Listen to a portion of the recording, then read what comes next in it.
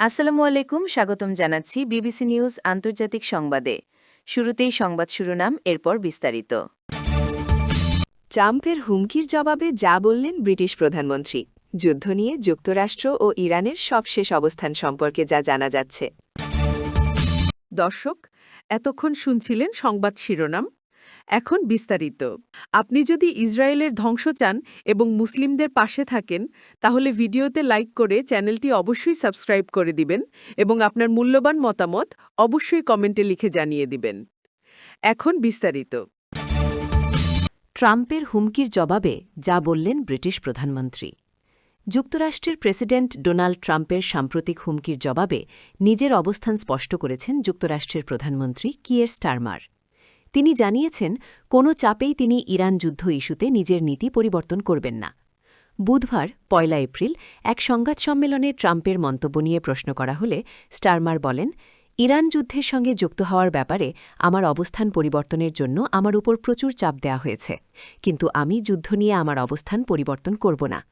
তিনি আরও বলেন, চাপ যেমনই হোক, আওয়াজ যেমনই হোক, আমি ব্রিটিশ প্রধানমন্ত্রী এবং আমাকে আমাদের জাতীয় স্বার্থেই কাজ করতে হবে। এর আগে ট্রাম্প সামাজিক যোগাযোগ মাধ্যম ট্রুথ সোশ্যালে মিত্রদেশগুলোর উদ্দেশ্যে কড়া বার্তা দেন। তিনি লেখেন, তোমাদের নিজেদের দায়িত্বে লড়াই করতে শিখতে হবে। যুক্তরাষ্ট্র আর তোমাদের সহায়তায় থাকবে না। শুধু তাই নয়, ইউরোপীয় মিত্রদেরও কটাক্ষ করেন ট্রাম্প।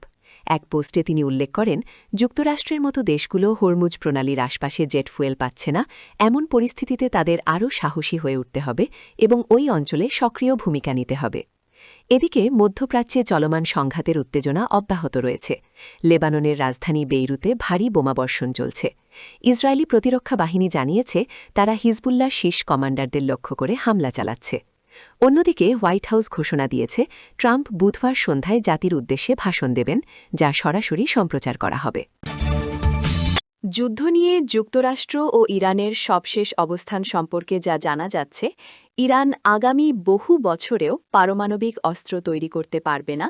এ বিষয়ে নিশ্চিত হলে যুক্তরাষ্ট্র ২ থেকে ৩ সপ্তাহের মধ্যে ইরান ছেড়ে যাবে বলে জানিয়েছেন মার্কিন প্রেসিডেন্ট ডোনাল্ড ট্রাম্প। তিনি বলেন, ইরান তাদেরকে চুক্তির জন্য অনুরোধ করছে, কিন্তু চুক্তি হোক বা না হোক, সেটি যুক্তরাষ্ট্রের নির্ধারিত পরিকল্পনার জন্য গুরুত্বপূর্ণ নয়। ওভাল অফিসে দেওয়া বক্তব্যে তিনি এসব বলেন।